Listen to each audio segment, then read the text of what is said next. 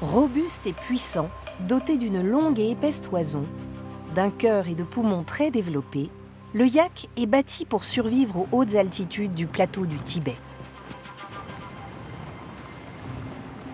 Dans cette immense région au nord de l'Himalaya, les populations humaines ont entrepris de le domestiquer il y a plus de 7000 ans. Elles en ont fait un allié de taille pour survivre dans ces environnements froids et hostiles et s'y installer malgré la difficulté des conditions de vie.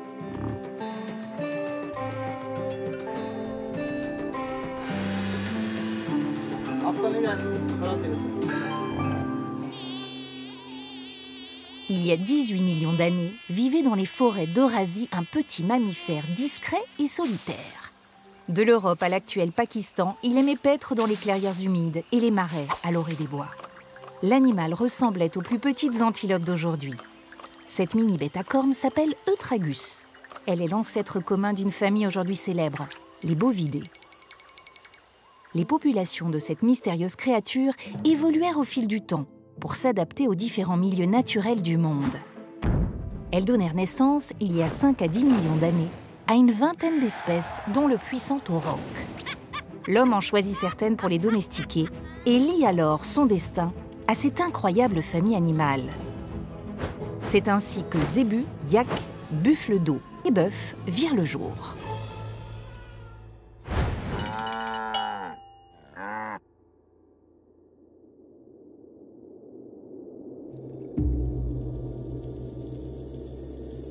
Le plateau du Changtang, dans la région du Ladakh à l'extrême nord de l'Inde, est un petit bout de l'immense plateau du Tibet.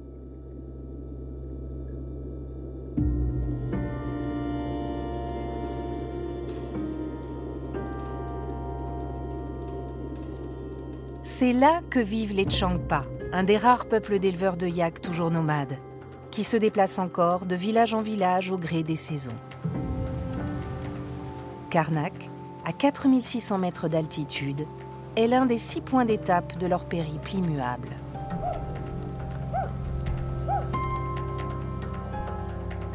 « 17 familles vivent ici au printemps pour quelques mois avec leurs 300 yaks qui sont tout pour elles. Les derniers Changpa nomades élèvent le yak dans des conditions très proches de celles de leurs ancêtres. Les animaux dorment dans des enclos de pierre qui font partie intégrante de l'habitat humain.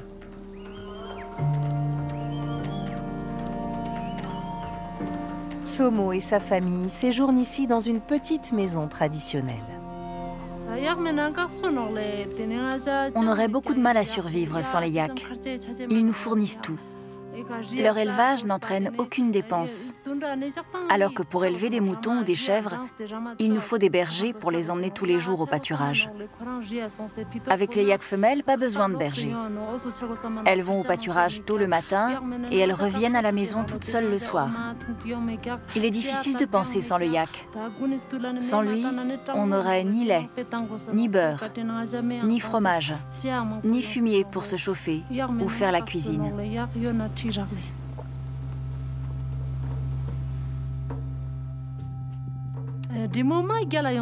Les yaks femelles, les dris, sont très dociles. Elles sont intelligentes et amicales, très faciles à manipuler, notamment pour la traite.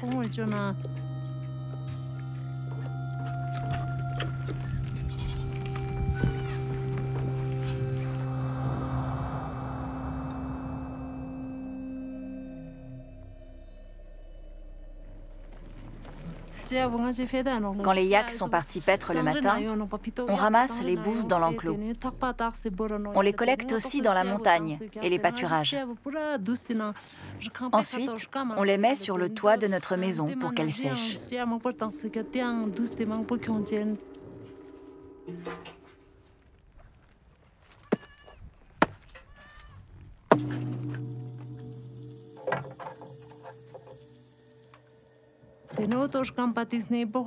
On utilise ces bouses séchées pour faire cuire notre nourriture, en particulier le pain local, qu'on appelle kambir.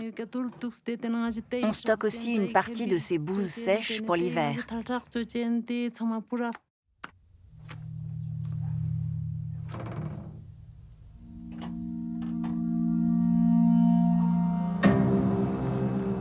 Chaque soir, les femelles yaks rentrent d'elles-mêmes au village après avoir arpenté les pâturages environnants.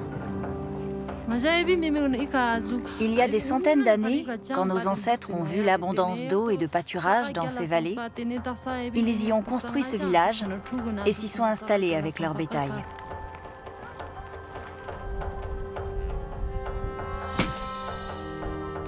Nous aussi, on continue à pratiquer la transhumance pour trouver de l'eau et les meilleurs pâturages. Sans ça, il serait très difficile pour nous de survivre. Ces pâturages sont la ligne de vie de tous les nomades.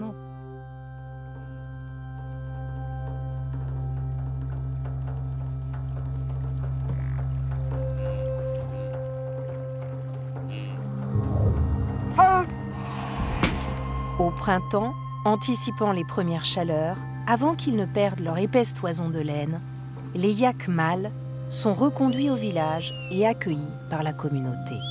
Ces grands mâles puissants et résistants, au caractère fougueux, vivent durant l'année à l'écart du troupeau. Seuls, au pied des glaciers, à près de 6000 mètres d'altitude, ils doivent faire face au froid extrême et aux prédateurs, les loups tibétains et les panthères des neiges. Les restes de ceux qui n'ont pas survécu sont rapportés des hautes altitudes par les hommes. Les paires de cornes, telles de véritables reliques, sont déposées sur des autels sacrés appelés mani, en offrande aux esprits de la montagne et en hommage aux yaks.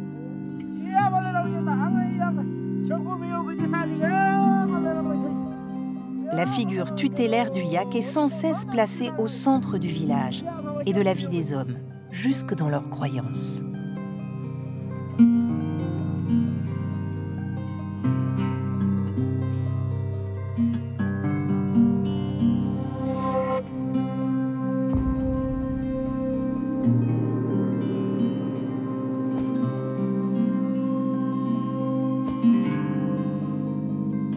De petites figurines en poudre d'os de yak sont brûlées au temple bouddhiste du village, tandis que les queues sont hissées en haut de mâts sous forme d'étendards tendus vers le ciel pour protéger la communauté. Angchuk, membre du conseil du village, veille avec ses pairs sur le respect de ces traditions. Des prières dédiées aux yaks sont prononcées dans les monastères. Elles ont pour but de protéger les animaux des maladies, des mauvais présages et du mauvais œil. Des prières sont également faites pour amener les pluies, les chutes de neige et une bonne herbe dans les pâturages.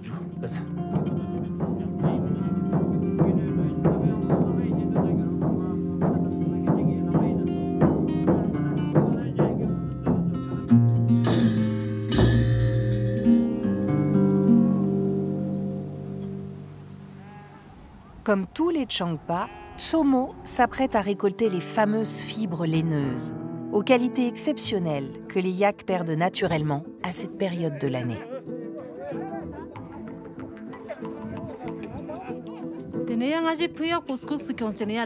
Les yaks mâles sont par nature beaucoup plus sauvages que les femelles. Il est très difficile de les attacher pour récolter leur laine. Parfois, il faut que les hommes s'y mettent à 4 ou 5 pour maîtriser un seul mâle. Une fois que les yaks ont été attachés, les hommes peuvent ramasser leur sous-poil appelé koulou pour le remettre aux femmes de la communauté.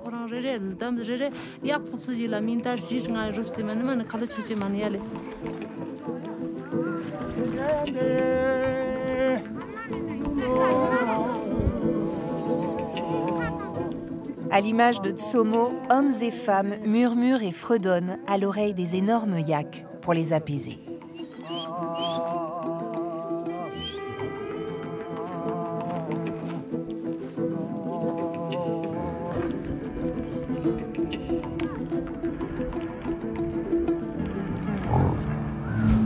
Le sous-poil du yak permet de confectionner des produits textiles, tandis que son poil, appelé tsitpa, sert à fabriquer des cordes et du feutre imperméable et isolant.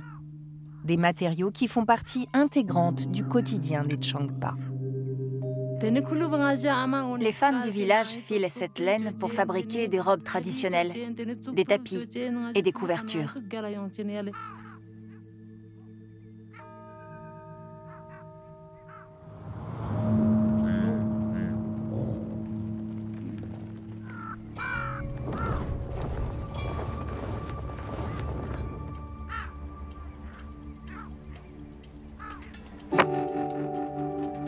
Comme sa laine, le cuir du yak est un élément central de la culture Changpa.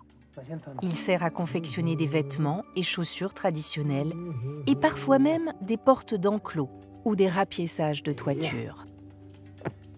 Particulièrement épais, il doit être assoupli pour être travaillé. Nettoyé et raclé, les peaux sont mises à sécher. Puis les cuirs, devenus rigides, sont longuement frappés, modelés à la main par des mouvements répétés pour les chauffer afin de leur donner la forme souhaitée.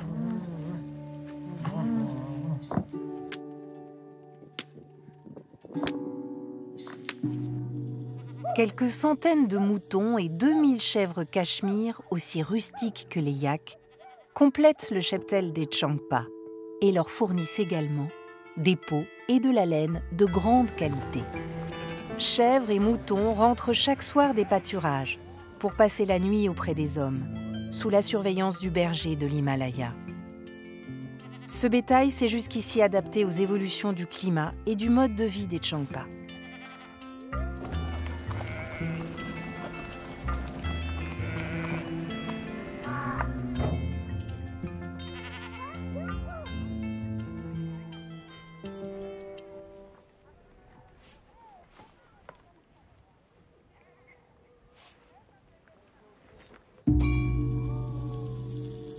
Mais pour les anciens comme Angchuk, le risque réel de voir le yak disparaître est de bien mauvais augure. Les yaks sont présents dans de nombreuses régions du monde, mais leur nombre n'arrête pas de diminuer, ce qui est préoccupant. Si le yak disparaît, nous, les nomades des hautes terres, on perdra tout.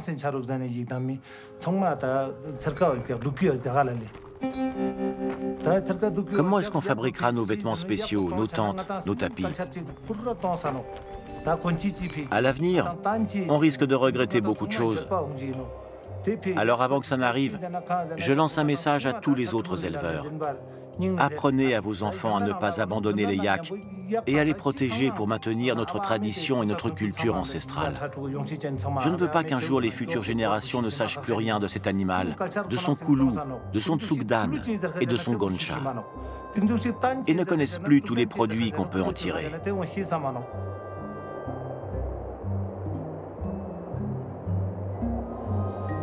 Le yak est à la fois figure mystique et pourvoyeur de ressources vitales pour la communauté nomade.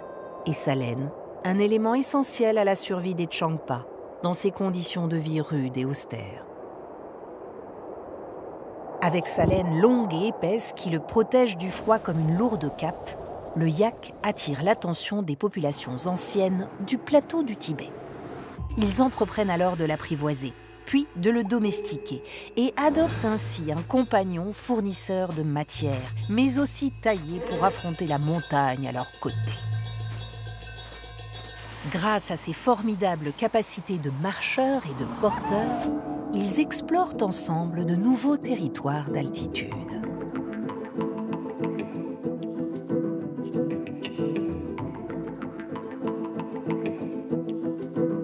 On estime que la période de la domestication du yak a débuté au Néolithique, il y a environ 7500 ans.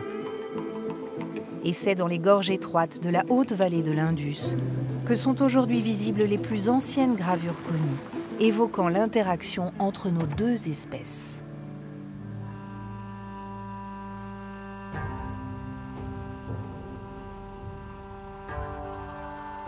Ces sites rupestres datés de 4000 ans, perchés à 3900 mètres d'altitude, seraient aussi les plus hauts du monde. Feroz Dinçek, vétérinaire et généticien, travaille pour le Conseil indien de la recherche agricole. En charge du suivi sanitaire des troupeaux de la région, il s'interroge aussi sur les origines de la relation entre l'homme et le yak.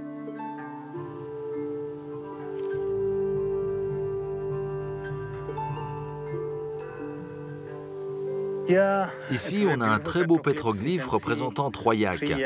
Ce sont probablement des yaks sauvages, car nous voyons des hommes qui semblent les chasser. Un petit, un moyen et un gros. On voit aussi clairement des chiens, des hommes avec des arcs et des flèches. C'est sans doute une représentation d'une scène de chasse aux yaks sauvages telle qu'elle devait se pratiquer à l'époque.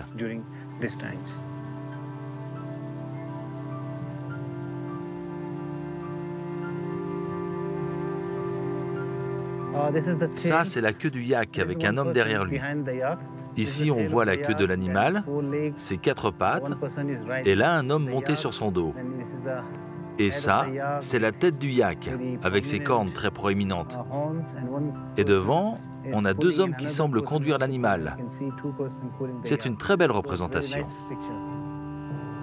Ainsi, à l'âge du bronze, 2 pratiques semblaient coexister. Les hommes continuaient à chasser le yak sauvage, tout en vivant auprès de son descendant domestique au quotidien. Ces inscriptions témoignent de l'importance du yak pour les anciens peuplements du toit du monde. Aujourd'hui, il ne resterait plus que quelques milliers de yaks sauvages, qui vivent tous dans les vallées les plus reculées du plateau du Tibet. Généralement de couleur noire, ils sont beaucoup plus grands, massifs et hauts sur pattes que leurs descendants domestiques. Les mâles, qui peuvent se montrer agressifs, mesurent jusqu'à 2 mètres au garrot et peuvent peser près de 1200 kilos.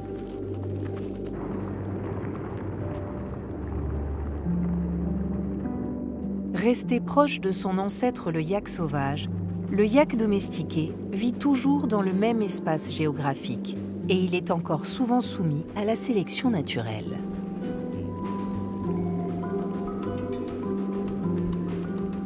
Feroz Dinçek rend régulièrement visite aux éleveurs pour s'assurer de la bonne santé de leur cheptel. Autour des grands lacs salins du Changtang, comme le Tsokar, les troupeaux de yaks sont rassemblés pour profiter d'abondantes prairies. Ce sont des Ladakhi, une des 20 races de yaks domestiques connues.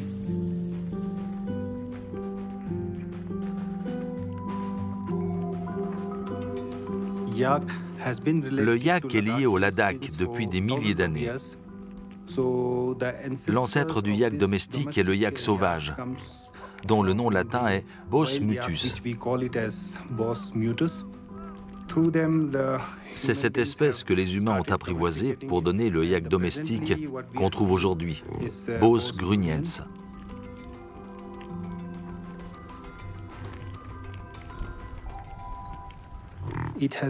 Celui-ci a conservé la capacité du yak sauvage à survivre dans des conditions hypoxiques, par des températures extrêmes avec peu d'herbe, en consommant aussi de la neige et de la glace en hiver.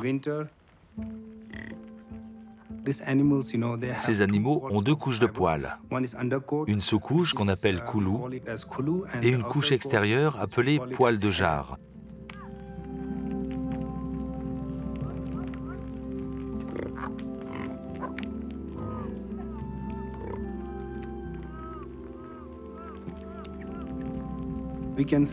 On voit qu'ils ont une vaste cage thoracique et de larges poumons pour pouvoir stocker un maximum d'air. À partir du moment où les yaks ont été élevés à des altitudes plus basses, leurs capacités thoraciques ont légèrement diminué.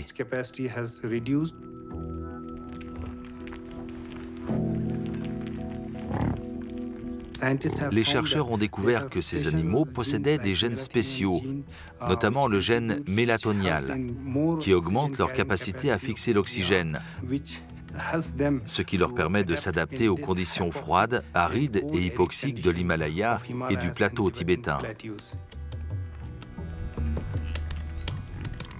Ces yaks domestiques sont plus dociles que les yaks sauvages parce qu'ils ont été apprivoisés. Mais on peut dire que les yaks mâles, qui restent farouches, sont des animaux semi-domestiqués, parfois très difficiles à maîtriser.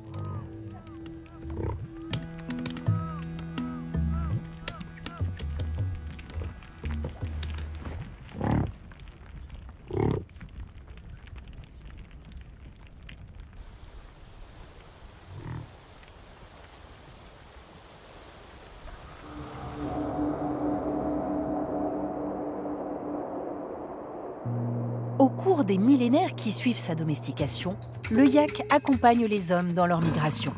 En Mongolie via la chaîne de l'Altaï, jusqu'en Inde avec les grands Moghols, et en Asie centrale, qui voit le développement des peuples turcs, ou encore en Afghanistan.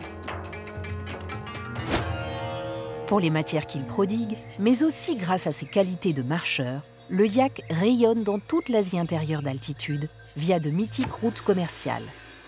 La route du sel, la route du thé et bien sûr la route de la soie. Le yak a ainsi accompagné et peut-être même favorisé les échanges entre populations humaines et leur accès à de nouveaux territoires.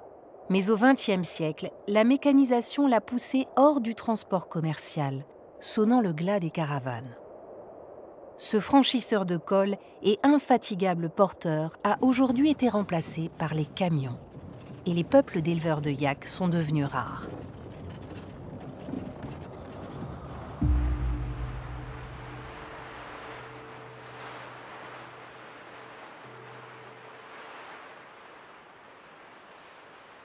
C'est en Himalaya oriental que l'on rencontre un de ces derniers peuples. Les Monpas vivent au nord-est de l'Inde, au Bhoutan et au sud du Tibet. Ils ont adopté le yak il y a 2 millénaires. Et aujourd'hui encore, l'animal est un véritable pilier de leur culture et de leur tradition.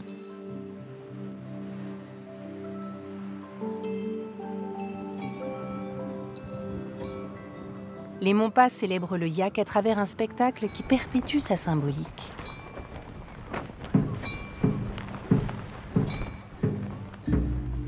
La danse du yak marque les temps forts de l'année, comme le départ des Brokpa et de leurs yaks pour la transhumance de printemps.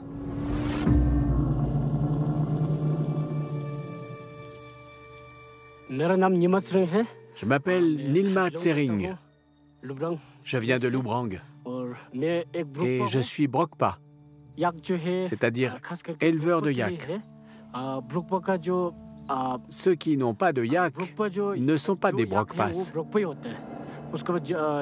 Nous, on n'a pas d'autre moyen de subsistance que le yak.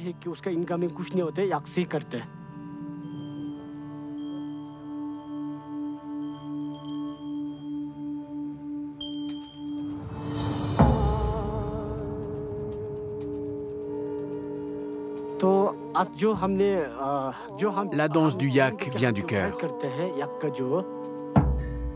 La pratiquer nous permet de nous connecter à l'animal et nous protège aussi de la mort.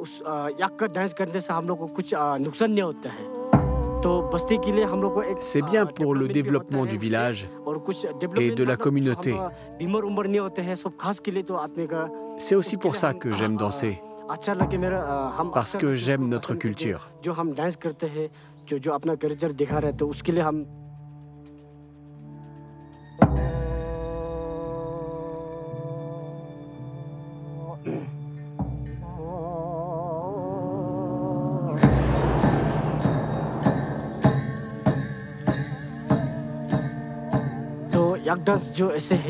La danse du yak, c'est une façon de montrer la reconnaissance de tout le village.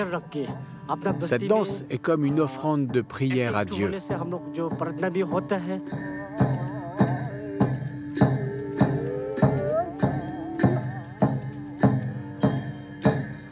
Ainsi célèbre-t-on la paix et la prospérité que l'animal symbolise.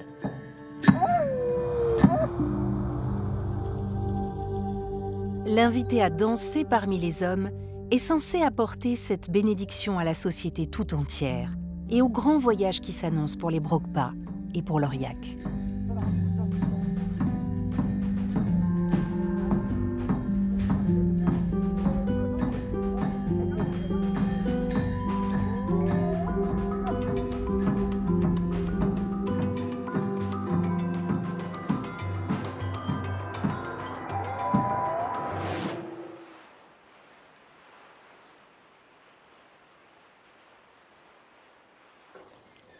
Tsering est un Monpa de 66 ans qui vit avec sa famille au cœur du petit village. Avec sa femme et leurs 2 enfants, ils élèvent autour de leur ferme de bois une 50aine de bovins qu'ils s'apprêtent à faire transhumer. J'ai 37 yaks, des mâles et des femelles, mais aussi 16 hybrides, qui sont des croisements entre yaks et vaches.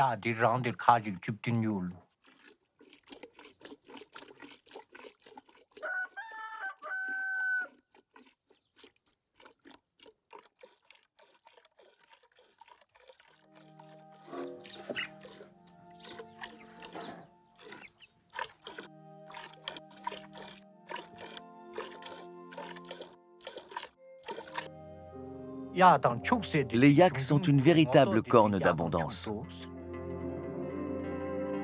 Tout ce qu'on porte de la tête aux pieds vient d'eux, ainsi que le beurre et le fromage.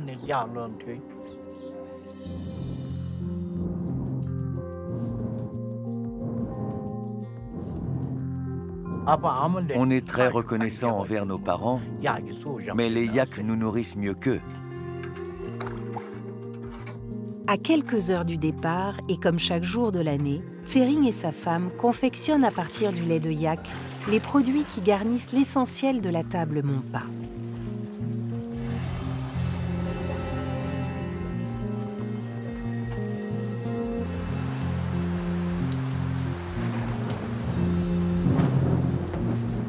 Une partie du tchourpi, le fromage de yak, est vendue pour subvenir aux autres besoins du foyer.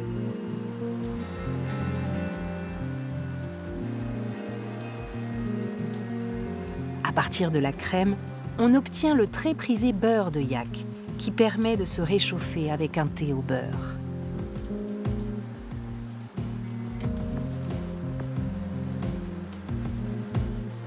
Mais dans tous les esprits de la maison, le constat est le même. La production de lait a baissé, à cause de l'augmentation des températures, qui ne conviennent plus aux yaks.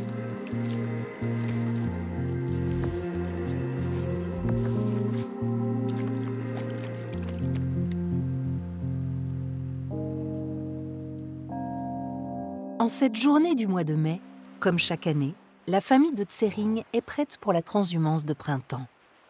Elle les conduira jusqu'à l'estive de Broktse, 1000 mètres plus haut, à près de 4000 mètres d'altitude, à la frontière avec le Bhoutan.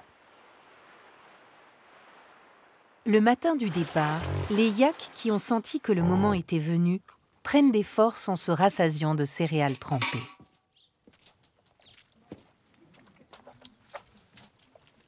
Il règne une atmosphère paisible et solennelle.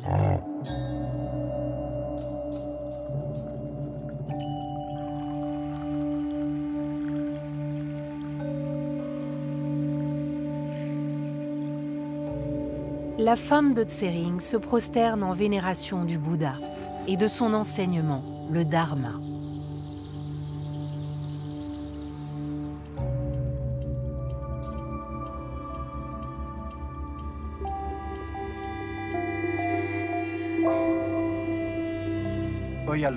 Au moment de partir pour la transhumance, on fait des offrandes. Ces rituels sont destinés à apporter chance et fertilité. Le matin du départ, avant de charger les yaks et les hybrides, on brûle de l'encens. On récite des prières pour les divinités et les protecteurs du Dharma.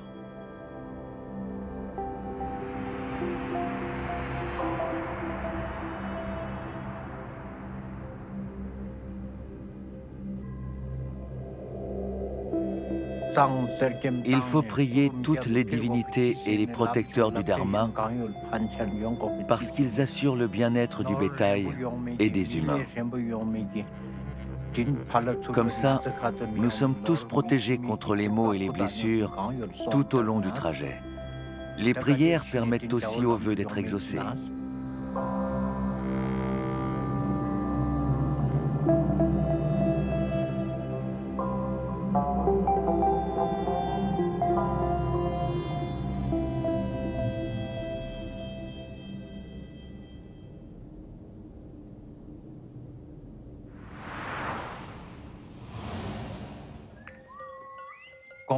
On ne sait jamais pour combien de temps on part dans les pâturages. Il faut donc préparer suffisamment de farine, de riz, de sel, de piment et même de feuilles de thé et charger le tout sur les yaks. La vie commune des Monpas et de leurs yaks est depuis longtemps rythmée par cette transhumance vitale. En temps normal, les yaks profitent en été sur les alpages de températures plus fraîches et de pâturages plus riches. En retour, ils offrent aux hommes tous les éléments nécessaires à leur survie. Mais les jeunes Monpas acceptent de moins en moins d'adopter cette vie faite de contraintes et de sacrifices. Et la hausse des températures, qui nécessite de transhumer toujours plus longtemps, met à mal cette tradition pastorale millénaire. De nos jours, la migration entre Brokse et Lubrang est très courte et très facile. Il ne faut qu'une journée, alors qu'avant, la transhumance prenait de 12 à 13 jours sous la pluie, la neige, et on n'avait ni bâche ni tente. Il fallait dormir sous un rocher ou sous un arbre. Autrefois, il y avait beaucoup de pluie quand on montait au printemps et beaucoup de chutes de neige quand on redescendait à l'automne. Parfois, on épuisait tout le stock de provisions en chemin, alors il fallait affronter la faim et la soif. La diminution du nombre de yaks est due au manque d'herbe et d'eau sur les alpages à cause du réchauffement climatique. C'est pour ça qu'il y a de moins en moins de brokpas qui se rendent en altitude et de moins en moins de yaks. En Inde, la population totale de yaks est passée de 77 000 têtes à 58 000 en moins de 10 ans. Et ce sont de plus en plus les croisements entre yaks et vaches qui intéressent les éleveurs, car ces animaux, qui résistent mieux à la chaleur, sont moins dépendants de ces transhumances.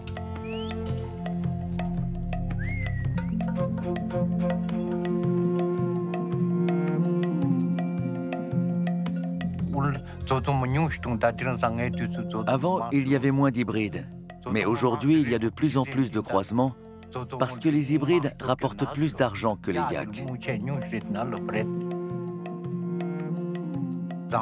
Les yaks sont adaptés au froid, donc il faut les emmener très haut. Mais nos enfants ne veulent plus vivre dans ces conditions. Maintenant, plus personne ne veut aller en altitude. Les enfants sont tous à l'école dans la vallée. Quand on sera mort, il risque de ne plus y avoir de yaks.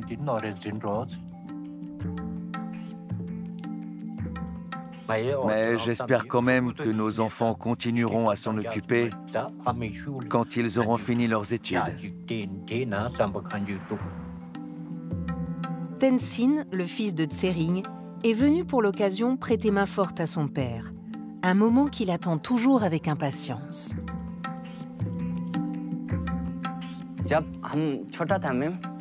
Quand j'étais petit, j'aimais bien accompagner mon père. Je marchais juste derrière lui. C'est comme ça qu'il m'a appris à m'occuper des bêtes et les différents types de cris pour les appeler.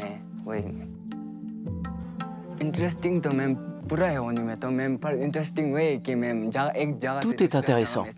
Marcher d'un endroit à un autre, grimper dans les montagnes, découvrir de nouveaux endroits, voir de nouvelles choses, marcher en famille avec le bétail.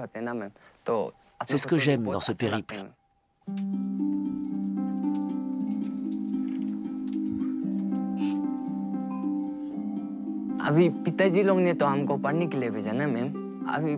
Mes parents m'envoient à l'école pour que j'étudie et que je trouve un emploi ailleurs. Donc, je ne veux pas les décevoir. Mais quand je vois mon père qui fait ça depuis toujours, quand je vois le troupeau qui s'agrandit, ça me donne envie de prendre la relève. Comme on a déjà cet élevage de yaks, je pense continuer sur les traces de mon père.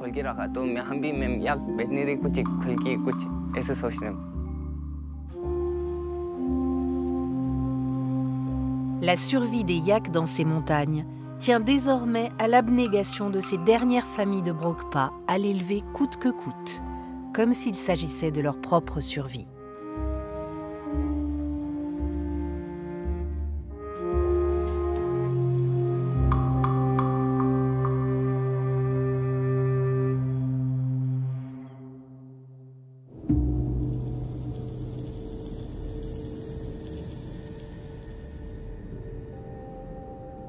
Dans un monde aujourd'hui en changement, comment peut-on réinventer la destinée du yak, loin des traditions?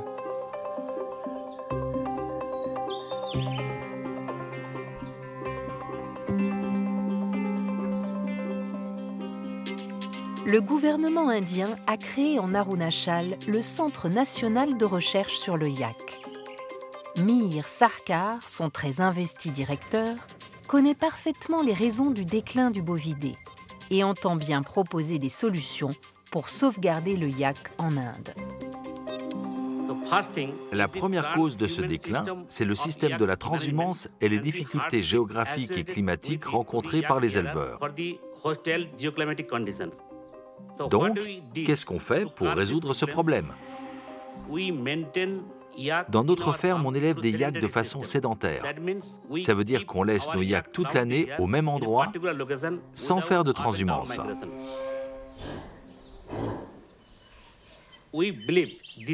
On pense que c'est ce mode d'élevage qui aura un avenir dans le pays et que sa rentabilité suffira à attirer les jeunes générations.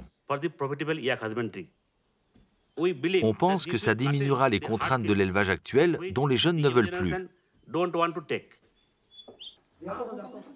On mise donc ici sur les individus dont on estime que les caractéristiques sont adaptées à ce nouveau mode d'élevage.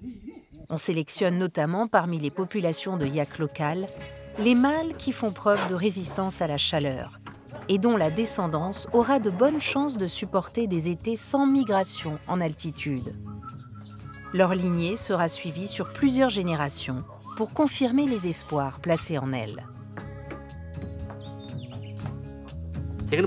L'autre problème qui explique ce déclin, c'est la pauvreté génétique des animaux, d'où une mauvaise productivité et une mauvaise rentabilité. On a commencé à établir la carte génétique des yaks et on a mis en place une sélection de mâles ayant les meilleures qualités de reproducteurs. On les a habitués à la collecte de sperme et on cryogénise ces semences. On fabrique ensuite des paillettes de sperme pour faciliter l'insémination artificielle des yaks.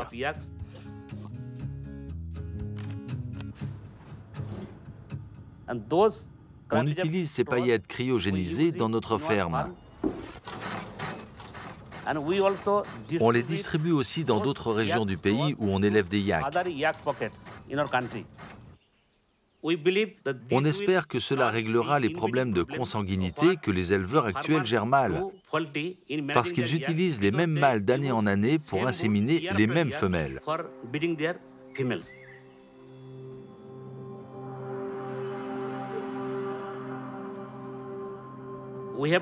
On a aussi mis au point des outils pour diagnostiquer et traiter les infections bactériennes et virales qui touchent les yaks.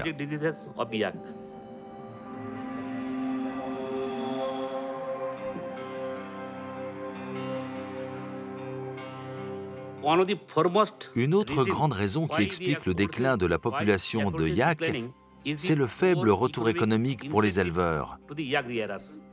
Donc notre but, c'est d'augmenter la demande de produits issus du yak pour que les éleveurs en bénéficient en vendant plus.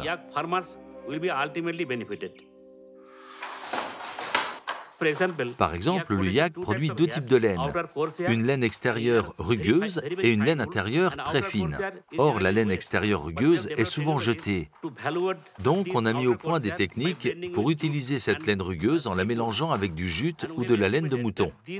À elle seule, cette technique permet de multiplier par 10 le rendement du yak.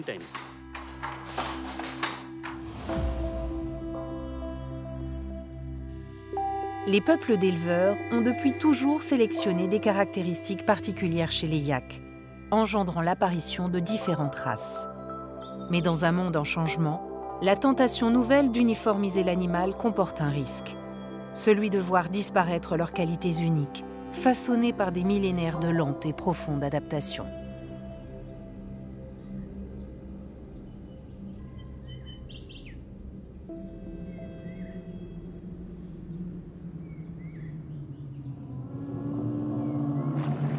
Alors que le réchauffement climatique s'intensifie et que les modes de vie évoluent, le futur du yak est incertain. La vision indienne de son avenir n'est pourtant pas la moins enviable. En Chine, l'élevage du yak est désormais destiné à satisfaire une demande en viande croissante dans le pays.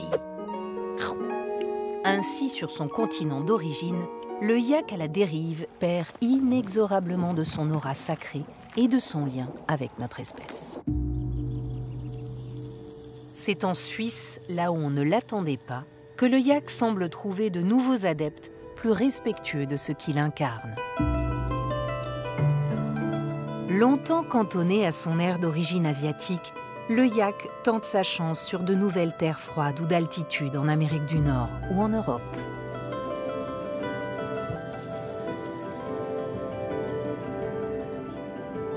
Dans les Alpes, Rosula Blanc, éleveuse de yak et caravanière, vit avec son troupeau dans sa petite ferme du Yak Blanc, perchée à 1800 mètres d'altitude dans le Val des Reims. C'est en passant du temps auprès des bovidés et en les observant sous toutes les coutures qu'elle a pris la mesure du potentiel de l'animal. Pour Rosula, vivre cet apprivoisement mutuel, c'est un peu comme revenir à l'origine de la domestication du yak, tant l'animal a conservé une personnalité entière et complexe et un fort instinct sauvage. Je trouve toujours intéressant d'observer l'effet de codomestication entre l'animal et les peuples d'origine qui ont vécu ensemble. Et le yak, je dirais, il est comme les Tibétains, il a le côté posé, calme du bouddhisme, la méditation, et il a le côté explosif d'un guerrier et d'un bandit. Et en vivant avec, après 14 ans, on devient un peu comme ça aussi. Et moi, ça me correspond très bien. Je peux être très calme, mais je peux être assez explosif aussi, donc je me reconnais beaucoup en eux.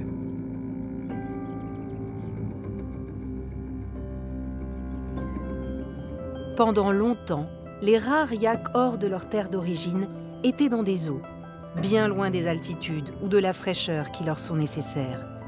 De retour en montagne, ils retrouvent peu à peu leur fonction originelle.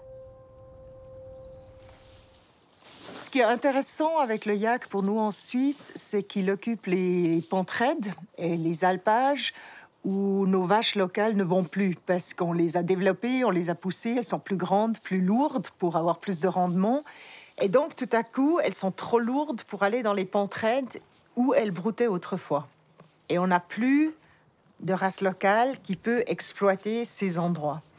Et il faut trouver une autre bête, une autre possibilité pour exploiter ce terrain.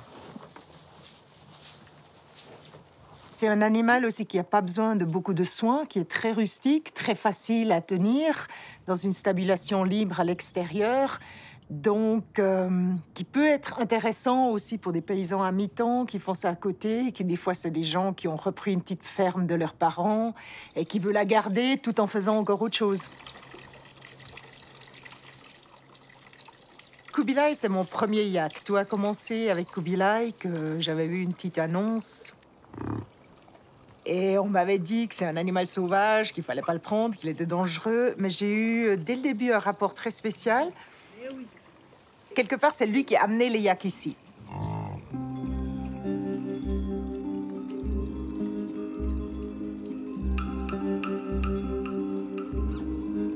Il a guidé le troupeau et il l'a posé ici. C'était comme son rôle de poser le troupeau. Et maintenant, il est vieux, il a beaucoup changé, il est énormément calme comparé au début. Mais pour moi, c'est vraiment mon début de la relation au yak. C'est mon premier maître. Dans le sens que, comme j'ai jamais rien eu d'écrit sur les yaks ou d'explication comment ça fonctionnait, je suis obligée de les observer. C'est comme je suis obligée de les lire, de déchiffrer leur langage pour les comprendre.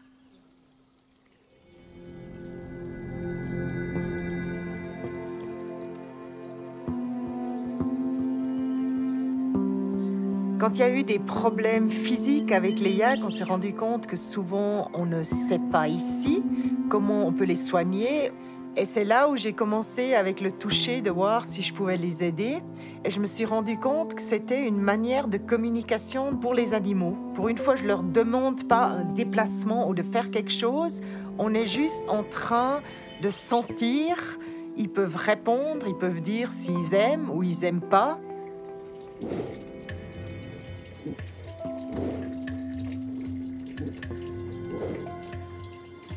Il a des moments de telle relaxation qu'il s'endort avec moi à côté, que mes premiers yaks, je ne pouvais pas les approcher.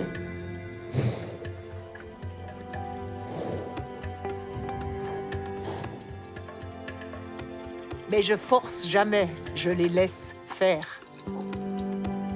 Et le petit dernier, lui, il vient, c'est le premier yak qui vient vraiment vers moi dans ce jeu. Mais c'est très nouveau.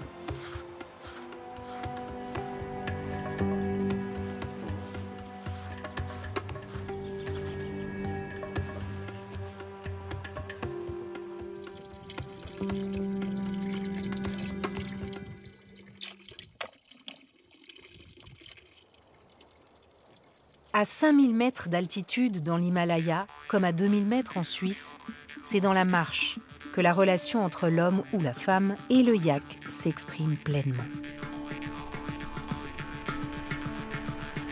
En randonnée, en trek ou en caravane, la complicité doit être totale pour que le pied et le sabot règlent leurs pas.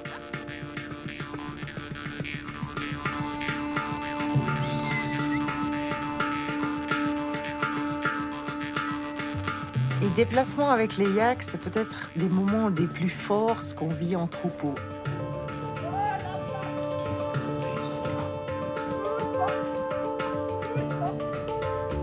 De courir avec mes yaks et tout ce troupeau qui suit, c'est juste des moments absolument magiques. De force sauvage que ça réveille en nous aussi, de devenir yak un moment.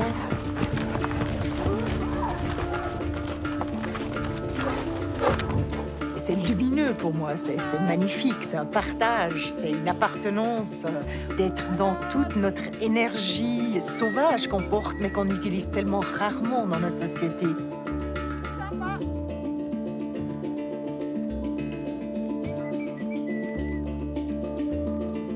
Pour communiquer, moi, je dois me poser dans le troupeau et je dois comme gagner ma place comme leader en les amenant où il y a de l'herbe, de l'eau, en faisant des choix qui sont raisonnables pour eux, qui ne sont pas dangereux pour eux. Je crois qu'ils observent vraiment si je fais des choix intelligents.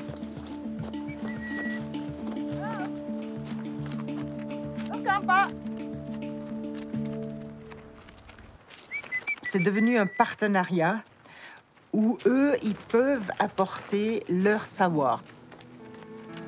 Trouver un passage dans des terrains difficiles, hors chemin, où ils sont tellement plus doués que nous.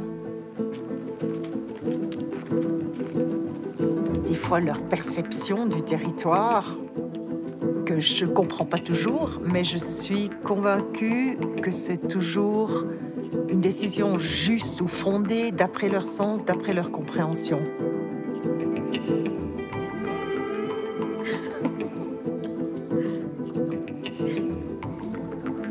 Le fait que les yaks sont ici en Suisse, ça apporte quelque chose à nous les humains, je crois. C'est nous les humains qui nous adaptons d'abord et qui ressortons ces aspects sauvages et doux de nous-mêmes. Le yak va prendre beaucoup plus longtemps à s'adapter à nous.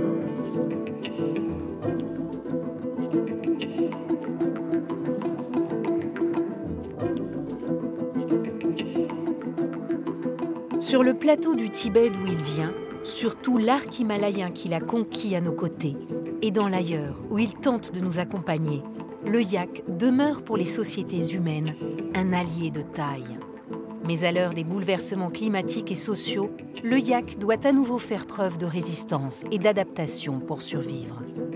S'il y parvient, avec ou sans notre aide, il continuera d'être pour nous ce guide et compagnon irremplaçable, entre sommet et haut plateau, sur les hauteurs comme dans les pentes.